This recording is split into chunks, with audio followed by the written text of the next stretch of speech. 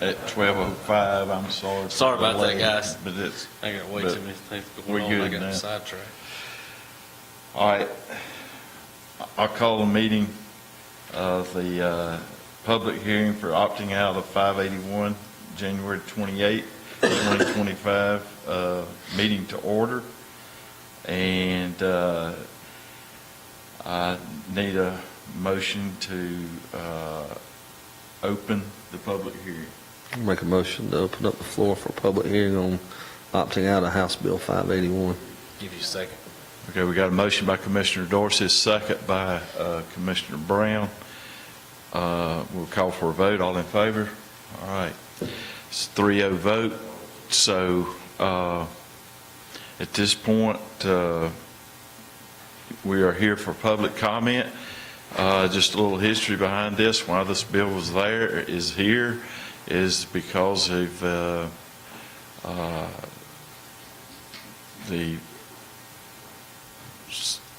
there was cases across the state of Georgia where the digest was coming in at a larger rate each year, and the counties were not rolling the millage rate back.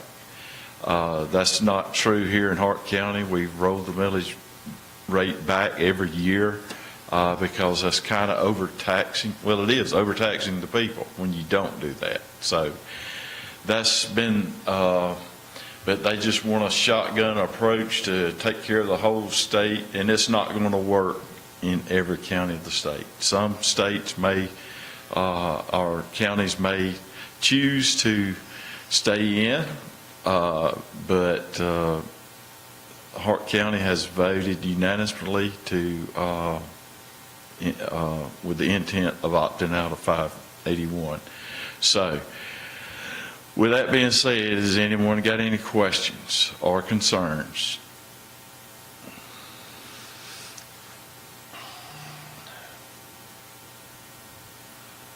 Yes, sir.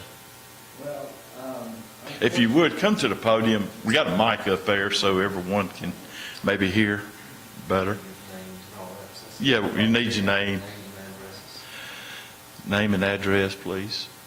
My name is Doug McCaig. I live at 90 Evelyn's Way in Hartwell. Unfortunately, I was not able to attend the information meeting because of the weather. So I understand. Most of us are probably pretty ignorant about what was said there and what the impact of this is thought to be on Hart County. So Yes. I for one would appreciate having a little recap of that. It is on YouTube. That meeting is on YouTube It's of on opting HTC, out. right? Huh? Is HTC been showing the quality? HTC has it also if you have Hart Cable Company, but it's on our YouTube channel. The whole, our tax chief appraiser, he went through the whole scenario with it, and he done an excellent job. And Terrell also mentioned how it would affect. Shane took the approach of how it was going to affect your values, so to speak, and then Terrell took the approach of how it was going to affect your county budget. And if Terrell's got that slide there, he'll be glad to show how it was going to affect your millage rate each year. All right. Before we get started, what did everybody think they were voting on whenever this House Bill 581? I'm just curious. Was it clear to what the ballot language was? Did you have questions? The ballot language did not reflect the actual bill. You're exactly right. I'm just. You're 100% correct. That's why I asked that What question. was written on the ballot and what the bill was actually intending didn't match. That's exactly right. And there's still so many unanswered questions today. Yeah, that's the other thing. It wasn't clear that this was a finalized, when you're out, you're out. But they keep asking questions about, we're going to change this. So we voted for something that really wasn't stabilized. But you also voted to give the counties the option to opt out too. Okay. And there's people who don't believe that was in the ballot. Oh, it was On the in- ballot it was in language. the It was there. It's clear as day. Yeah. But when you see this, I think this kind of pulls the whole picture together. And the Board of Commissioners is just a small part. The school system is the larger part. And after they get this, I'll say a few things, but we could move forward and stay in this thing and go after this 1 cent sales tax and split it with the counties and use that money to roll back our millage rate and make us look even better. The Board of Commissioners could technically profit from this, when you see the amount of revenue that we're really talking about. Because if you look at one of these sales taxes over a 5-year period, it's about $30 million, possibly, but that has to be split with the municipalities and a lot of other things. It's just not worth even thinking about. If you opt out, can you opt in at a later date? Or No. One and done, one and done. I bet March the that'll change. 1st is the date. I'm sure that will change too. It probably will, but right now, we can vote on is what we know. I mean, Anyway, so, I just wanted to throw that out there. okay. But basically, where these numbers come from is Shane, tax assessor's office took our existing, you bet, we want to step here, sir, if you want to, get questions. You want to step here? Okay. Basically, we backed up on tax years back to, started off in 2021 to give us enough years in here. And these are actual digest numbers. This is not something we just made up. And what Shane had done was applied these law, starting with the 2021 values and coming all the way up through to our current values. And what I've done, if you'll see here, this numbers here is the revenue that is being lost each year compared to what we actually collect. Does that make sense? Using the same number, same millage, this would be the reduction in the amount of money that was collected. This number here. Now this number here contains both school and county, this big number. And what I've done is come back in here, we get about 27 cents on the dollar taxes you pay for the county. So this is the amount here on this particular year where the total loss was $2.7 million. Our actual revenue loss would have been about $750,000. But and I adjusted down here, I adjusted the millage rate. Our millage rate for that particular year was 5.75 up. To adjust that, to get it, you'd have to go up to 6.15 mil to get the same amount of dollars that we brought in originally. Does that make sense? And that comes out to about a 6.5% increase in our millage rate. But here's the interesting thing, as you move forward and go across this, it escalates every year. Right. The first year is gonna be your smallest impact, and then every year forward, it's gonna get bigger and bigger and bigger. And you get, well, I'm not showing up all the way across. But when you get over here, but you'll see it increases each year. That first year, we would have to increase the millage rate to maintain the same revenue, $500,000.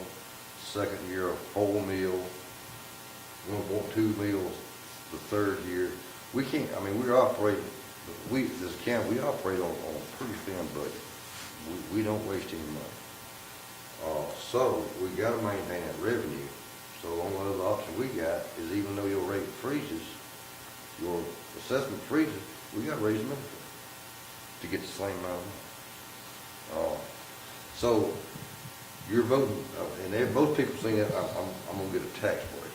Well, in reality, you're not getting a tax break. You can't get a tax break. We got to have money to operate on. And again, if you'll notice this big number here for the school system, it goes bigger and bigger every year too. So it's not only us, their impact in dollar figures is again, about 3 times what ours. So that's what we're looking at. That's how we look at it to come up with this. And you can't get any positive answers when you ask the Department of Revenue, or the Department of Audits, the people that's got to administer it, they don't know. And they'll tell you they don't know how this is going to affect things down the road. All we can do is look at what we see. And this is, like I said, we got to March the 1st to keep our mouths shut and just ham it, or opt out and continue our taxes the way we've been doing. I think we've been extremely fair to taxpayers in this county. this board is conservative when it comes to financials and spending, which reflects back into your tax. If you notice, we roll back every year. We don't even question it. We roll back every year. So that's pretty much my reason for this and the board. If you want to dig into the actual assessment part, Shane's the expert on that one, not me. But if you got, does that answer your question? Any questions or raise more questions?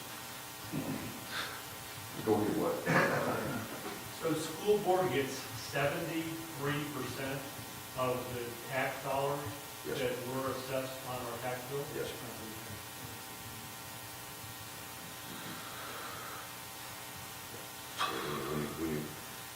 When you run the whole village rates together, yes, it averages about 73%, but they get up by about. At the end of the day, it costs so much money.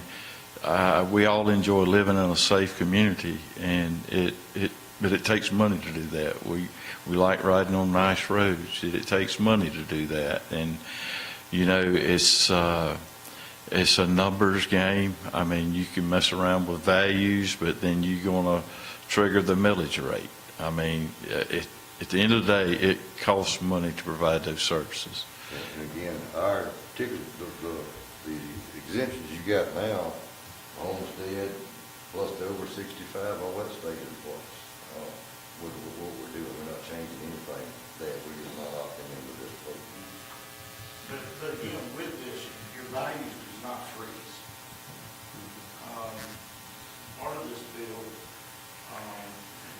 states that the state revenue commissioner, based off of the CPI, will determine how much inflationary increase will be applied to that existing property. So, one year he could say 2%, the next year it could be up to 5%. So, with that being said, let's say he does do an increase of 5%. Not only are you getting that inflationary increase, but you're also going to have to witness an increase in the bill rate. So you're going to get hit twice with an increase. Right now, like they said, they're rolling it back. The county's operating on a revenue neutral budget. And I work for several different counties. This county by far has done the best job. Hart County has got one of the lowest millage rates in the state of Georgia. That's including public school. So, everybody here at the county is looking out for the best for the taxpayers. And there's just too many unanswered questions in regards to this bill for it to be pushed through.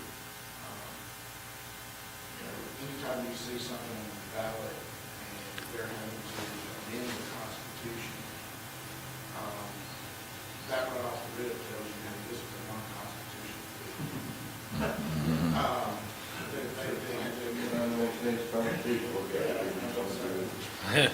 So that, to me, it's quite scary, but the unknowns that we're still dealing with is really, really scary. We don't know what's going to happen 2 years down the road. We don't know what's going to happen, 10 years down the road. And like Commissioner Dorsey said, this thing continues to compile on each other, and it gets worse and worse throughout the years.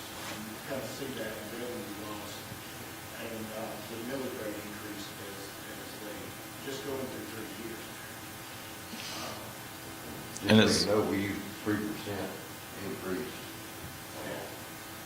per year in average, which is over these things. So even if we have a flat, we add the 3% increase in the value each year, and we still come up with this deficit. And also, we got a letter from DOR this week, or last week, about they're not even going to add any inflationary rate to the 2025. So they're changing the rules as we go here. So who benefited from this bill? As it was written in Atlanta, in the Golden Arch, who was supposed to, it sounded like the the brunt of this is going to be back on each individual county. What's the state get out of this? They get to administer that 1% sales tax, now that's a revenue. Right, Well, that's a 1%. revenue, that's a revenue bumper for them. 3% See, of they, that they have is to for administer those, special sales tax, So they get part of the 1% that Oh, yes. is charged. and so That's you just another way to tax it. 159 counties, you know, what, Commissioner Dorsey said 30 million that we'll potentially get over 5 years. So you do that over 159 counties, and obviously Gwinnett's going to be a lot more than 30. That's a good chunk of change they could get off of just administering the sales tax. But it also, this is my opinion, it also, because of these large assessment increases that have been driven by the hot real estate sales markets, it gives the legislature an escape route and say, we're trying to do something about this. But what they did is they created a bigger mess for everybody, not just the counties that were really problematic out in the metro areas where I've been told a lot of this was geared toward. There is a state senator now, and I sent y'all an email. Stetler. Huss Stetler. Yeah. He's already saying he's going to propose legislation this year to do away with the opt-out option of House Bill 581. This was part of his bill. Yeah. Yeah, this bill here, And apparently he's got a beef with the school system and their fund balance in his home territory in the rural area. Because in the article he says, you know, the school system had a $100 million fund balance. Well, if the school system's got a $100 million fund balance, why do you try to change the tax system? Put a law in place that caps the fund balance. Address the root cause. Don't go address all the other things out there. well, they could, I mean, with the existing laws, they could mandate that the counties have no choice but to roll back. That would have been a simpler way. Yeah, something simple. This bill here was basically a mixture of a couple of bills. We mashed together at the last, and this was the last bill that went through the Senate the very last night. None of these guys knew what they were voting. No. They didn't have time to read it. And it's, Looking back, there's some state representatives that voted for this that probably, had they understood what was going to happen and what this bill did, probably would have voted for it. Including our own. I'm not going to comment on him. But, I mean, there's some out there that I have You talked to. voted for it, right? And it was 100%, it was unanimous. It was a unanimous vote. Yes. In the House and Senate, there was some opposition. But at the end of the day, the county is, there's two things that passed. You've got this House Bill 581, and you also have the personal exemption increase to 20,000 that's going to impact us too. That's a new point right now. But where I really struggle, and we have spent a lot of time on this going back to December, right after the election, and it passed, on conference calls, webinars, individual conversations with the Department of Revenue representatives, Department of Audit folks, getting calls from other counties, other cities. Hey, what are y'all doing? Tell me why you're doing what you're doing. And it just does not make sense for us to stay in this and have to raise a millage rate every year. And people say, the argument flip side is, well, you're going against the will of the people. No, we're not going against the will of the people, because the will of the people was that passed this. They voted to give us this opt-out option. And there was one gentleman who was very argumentative, who has finally seen the light. That yes, and he has finally admitted that this passage of this bill did give the counties this option. He was actually at the informational session. But he finally agrees. The other problems associated with this is there's only, 5,000 and how many homesteaded properties we got? 5,400. So So it keeps 4,500 out of 18,000 parcels. All those non-homesteaded properties, if we were to opt in and do this, those folks are gonna get their nose blooded. And I hate to say that, if you've got a homesteaded property, your homestead, and you've got two or three others, you may see this one stay somewhat flat and two or three small increase. These others are gonna see a lot larger increases. So at the end of the day, you're gonna be paying more in taxes than you were before. Because of the millage rate increases that will have to be done. And then there's, on your homestead, Shane, I don't know if you've had a chance to look at this, but do you have any idea what the largest acreage is on a homestead that we got? Probably would be Wakefield Farms, it's 1,000 acres. So you're gonna have that property that's got that homestead exemption, and you've got a large acreage tract that's getting that exemption as well. It's gonna have that frozen value.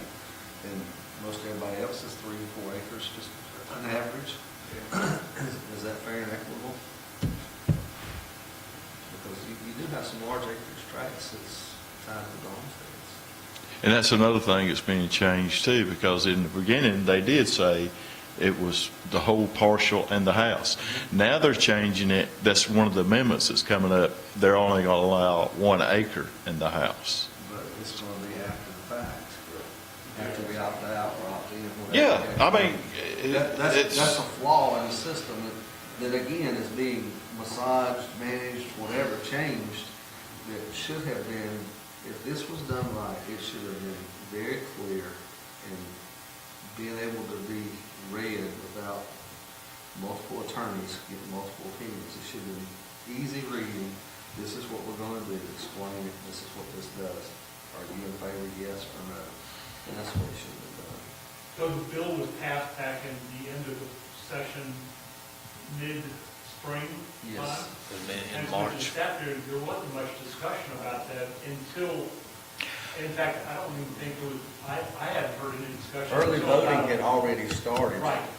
I talked with ACCG in the summer, get us some information on this House Bill 80. We want to educate our people, get us some information. Well, the lawyers have got it now, and as soon as they get a presentation together, we will relay that to you. Well, early voting had started on that Monday, we got it on that Wednesday. That's, even the and they didn't webinar- have all the Yeah, answers. we had a webinar in here, and there were questions that could not be answered at that time. This is the 3rd day into early voting. That's mid-October. Well, Before voting goes up. Mhm. Even as Monday before that, I was down in Macon for a seminar with the DOR, with their attorneys, multiple counties there, and they still don't have the answers. And that, we're already in January, and these guys are under the gun, they've got to have a decision made, there's only parts of the information available. And have it done by March 1st, so. Which is a Saturday. Yeah. Yeah, March 1st, That was just coincidence. I have a question on unintended consequences. I understand there's a lot of confusion. We need to get your name and address for public hearings. My name is Ed Brady. I'm at 353 Point Sidney Drive. Fairly new resident. We just moved here last fall, so we actually didn't vote because we missed the deadline for registering to vote. So I guess I can't claim responsibility for it. Anyway, I understand that the dilemma that you're in. If you opt out, then you're at least eliminating some of the uncertainty unknown in the near-term future. My question is, if you opt out, does that eliminate your ability to participate in the sales tax in the future, which probably is the strategy behind some of this legal maneuvering, is to try to shift the tax base from property owners to the sales tax revenue. So I've lived in Pennsylvania and some other states where this has happened 25, 30 years ago, reasonably successful, actually. And the schools are better funded and they have a better projection for their tax base. My question is, if you opt out, are you actually eliminating your ability to participate in the sales tax in the future? Not in the near-term future, but For the the- distant future. For the floss tax, yes, that's a floating homestead exemption sales tax. Yes, we're opting out of that. But to your point, this board has actually, every opportunity we have, we tend to put expenses on a sales tax rather than property tax. Just as we've got a loss tax here. Without that loss tax, it usually takes right at 3 meals off of your property tax. That's what 1 cent does. Another one is SPLOST, and the money we spend out of that, you're close to 3 meals. So with the SPLOST and the loss, you're talking about 6 meals. I mean, we buy fire trucks, we buy law cars, we buy all these things that used to have to come out of the general budget under property taxes. But now with these opportunities with SPLOST and LOST and those opportunities, we try to take advantage of them. And then we've got one that's coming up that we're looking at now, T-SPLOST, which is transportation, which that money can only be spent on roads and bridges, transportation. So, and that would take, we've usually had that under SPLOST, but we built a jail and we've had to take that money for public safety, and we don't have any money in our SPLOST account now for roads and bridges. But we're maybe putting it on the ballot in 2026, give the people opportunity to go for that 1% sales tax. And that's another thing too, that would probably kill our chances if we were to stay in. And then try to vote on a floss tax too, which would not recover, as Commissioner Dorsey covered a while, it would not cover our expenses, what we're losing. But however, that could kill the chance of a T-SPLOST, because we'd be at 9% at that point. That's one of the problems you've got in Warner County. You've got businesses that are competing against businesses in South Carolina. So you start getting to, 9-10%. The legislature's whole purpose in putting this House Bill 581 together and to put the sales tax out there is right now you can't have another sales tax to address property taxes. You can have a local option sales tax, which is what the chairman said we have. And we've had that for years, and we have to renegotiate that distribution with the cities every 10 years. And every time we go to the negotiation table, they want more, and you know how that goes. Sure. But on the SPLOST tax, that's capital stuff. You don't see that as a credit on your tax bill. You will see it on the LOST or the loss tax. You'll see that credit on your tax bill. But that was a caveat that the legislature had to give counties, if they opted into this, an opportunity to have an additional 1 cent sales tax to do property tax relief. But, caveat to that was every taxing jurisdiction had to opt in. Right, they had to opt in. One opts out. It killed it for everybody. And at this point, we already have one of our taxing districts opting out. Already. And we're a little ahead of us right now as far as advertising and meetings. All right? Yes, sir. Appreciate it. Anyone else?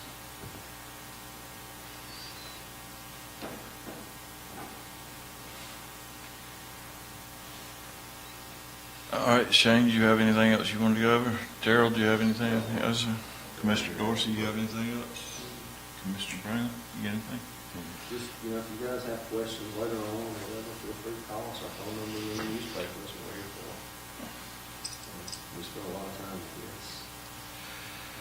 To get to what we would be informed and clear and answer questions.